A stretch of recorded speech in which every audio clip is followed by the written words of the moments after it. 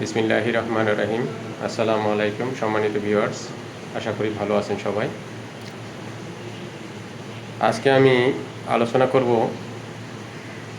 Police report বা police report সাধারণত দুই ধরনের হয়: ফাইনাল রিপোর্ট এবং অভিযোগপত্র বা চার্জশিট। তদন্তে যদি প্রমাণিত হয়, অভিযুক্ত ব্যক্তিদের বিরুদ্ধে যদি কোনো বিষয় তদন্তকালে প্রমাণিত হয়, তখন আমরা অভিযোগপত্র বা চার্জশিট দাখিল করি। আর যদি তদন্তে আসামিদের বিরুদ্ধে কোনো অপরাধ প্রমাণিত না হয়, আসামিদেরকে অব্যাহতি দেওয়ার প্রয়োজন হয়, তখন আমরা চূড়ান্ত রিপোর্ট দাখিল করি। যারা পরীক্ষার্থী আছেন, পরীক্ষার সময় চার্জশিট সম্পর্কে এবং চূড়ান্ত রিপোর্ট সম্পর্কে অনেক সময় প্রশ্ন আসে। তা আমরা আজকে আলোচনা করব চার্জশিট সম্পর্কে। চূড়ান্ত রিপোর্ট সম্পর্কে আরেকদিন আলোচনা করব। আজকে চার্জশিট সম্পর্কে আলোচনা করব। তদন্ত সমাপ্ত হওয়ার পরে পুলিশ তদন্ত করে আসামিদের বিরুদ্ধে অভিযোগ প্রমাণিত হলে সাধারণত অভিযোগপত্র বা চার্জশিট দাখিল করেন। এটা একটি নির্ধারিত ফর্মে চার্জশিট দাখিল করেন। যে আপনারা আমার দেখতে পাচ্ছেন চার্জশিটের একটি অংশ, এটা একটা হত্যা মামলা চার্জশিট।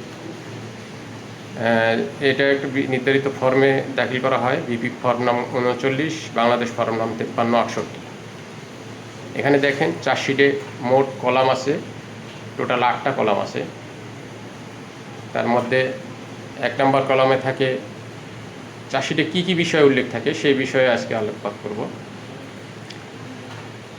1 নম্বর কলামে থাকে অভিযোগকারী অথবা বাদীর নাম ঠিকানা। 2 নম্বর কলামে থাকে হচ্ছে যাকে অব্যাহতি প্রদান করা হয়, অর্থাৎ অভিযোগ থেকে অব্যাহতি প্রদান করা হলে 2 নম্বর কলামে তার নাম ঠিকানা থাকে। 3 নম্বর কলামে থাকে আপনার অভিযুক্ত আসামিদের নাম ঠিকানা, যাদের বিরুদ্ধে অভিযোগ দাখিল করা হয় তাদের নাম ঠিকানা থাকে। 4 নম্বর কলামে জামিনে বা মুচলেকা দিয়ে যদি কোনো লোককে ছেড়ে দেওয়া হয়, সেটার নাম ঠিকানা থাকে। 5 নম্বর কলামে থাকে আপনার আলামত, তদন্তকালে প্রাপ্তকালে যে আলামত উদ্ধার করা হয় সে আলামতের বর্ণনা থাকে। আর 6 নম্বর কলামে সাক্ষীদের নাম ঠিকানা থাকে। মামলায় যাদেরকে সাক্ষী করা হয় তাদের সাক্ষীদের নাম ঠিকানা থাকে। এই যে আমাদের দেখেন এই 6 নম্বর কলামে সাক্ষীদের নাম ঠিকানা আছে, মোবাইল নাম্বার সহ। 7 নম্বর কলামে থাকে তদন্তের ফলাফল, বাদী যে অভিযোগ দিয়েছে ঘটনার সংক্ষিপ্ত বিবরণ, তদন্তে কি পাওয়া যায়, তদন্তে কি পাওয়া গেল, সেই বিষয়ে তদন্তের ফলাফল সম্পর্কে লেখা হয়। আপনারা দেখতে পাচ্ছেন এই যে তদন্তের ফলাফলটা অনেক সময় বড় হয়, বিস্তারিত বর্ণনা থাকে। এই যে দেখেন, শেষে দেখেন তদন্তকারী কর্মকর্তার স্বাক্ষর এবং কোর্ট অফিসারের স্বাক্ষর।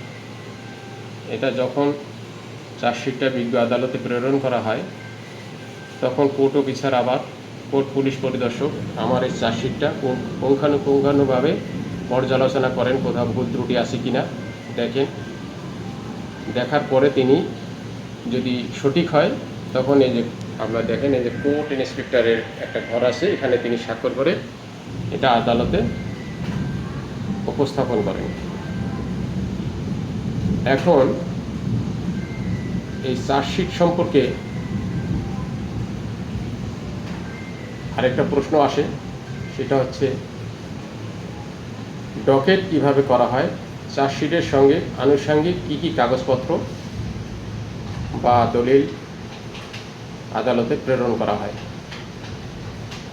এই সম্পর্কে অনেক সময় প্রশ্ন আসে, ইন্সপেক্টরশিপে আসে এবং এএসআই থেকে এসআই পরীক্ষাতেও আসে, কনস্টেবল থেকে। এখন সব জায়গায় প্রশ্ন কঠিনই হয়।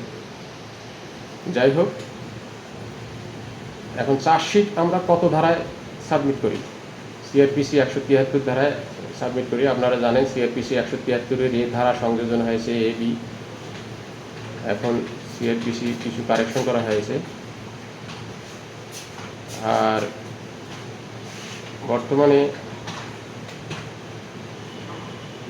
অভিযোগপত্রের সঙ্গে কি কি কাগজপত্র সাবমিট করা হয় সেই বিষয়ে আমি বলবো।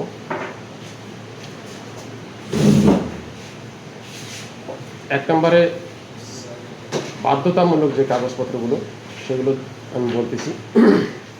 এক নম্বরে হচ্ছে এফআইআর কপি,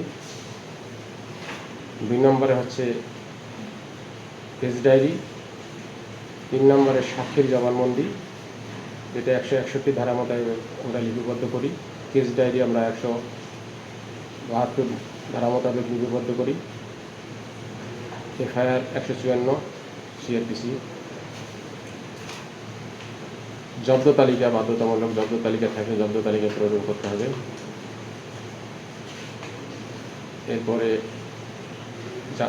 জায়গা জমির কাগজ, জায়গা জমির মামলা হলে জমির দলিল, তারপরে দলিল সংক্রান্ত আরও অন্যান্য কাগজপত্র দাখিল করতে হবে। হত্যা মামলা হলে শ্রুতাল report, postmortem report, DNA report ইত্যাদি দাখিল করতে হবে। ধর্ষণ মামলা হলে মেডিকেল রিপোর্ট, সেই আনুষঙ্গিক কাগজপত্রের সাথে অবশ্যই ধর্ষণ সংক্রান্ত পরীক্ষার রিপোর্ট, ডাক্তারি রিপোর্ট। মারামারি মামলা হলে এনসি রিপোর্ট, মেডিকেল রিপোর্ট অবশ্যই দাখিল করতে হবে। অনেক সময় ডাকাতি মামলা তদন্ত করলে ডাকাতি মামলায় আলামত যদি উদ্ধার হয়, অস্ত্রশস্ত্র, তার বর্ণনা এবং চালান মোতাবেক তা প্রেরণ করতে হবে। এক কথায় তদন্তে যা পাওয়া যাবে সব কাগজপত্র চার্জশিটের সঙ্গে দাখিল করতে হবে। চার্জশিট সংক্রান্তে আজ এ পর্যন্তই।